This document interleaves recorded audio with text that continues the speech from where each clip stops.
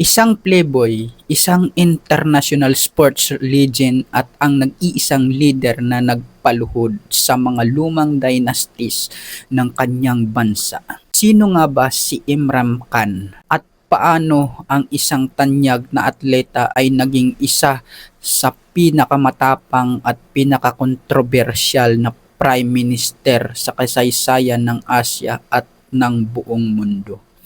Noong 1990s, kilala si Imran Khan sa buong mundo bilang kapitan ng Pakistan Cricket Team. Siya ang nagbigay sa kanyang bansa ng kauna-unahan nitong World Cup Championship noong 1992.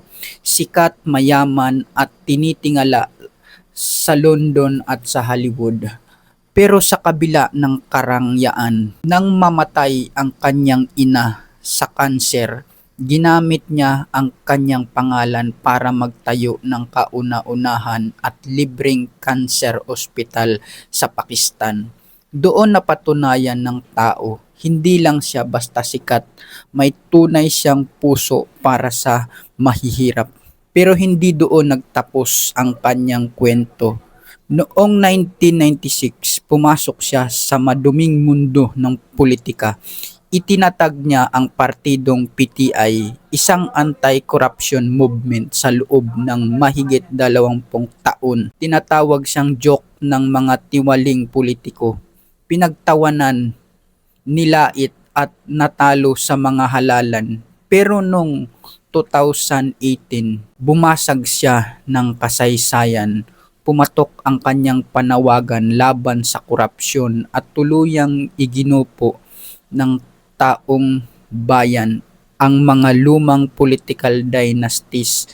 Naging ika-22 prime minister siya ng Pakistan. Hindi siya yumuko sa mga foreign superpowers sa United Nations. Matapang niyang ipinagtanggol ang soberanya ng kanyang bansa at ang katapatan ng mga Muslim sa buong mundo.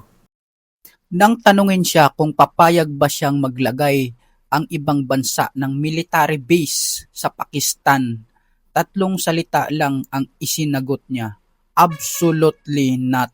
Dahil sa kanyang prinsipyo, naging banta siya sa mga makapangyarihang gobyerno, na ousted siya sa pwesto at ikinulong sa ilalim ng napakaraming kasong pampulitika.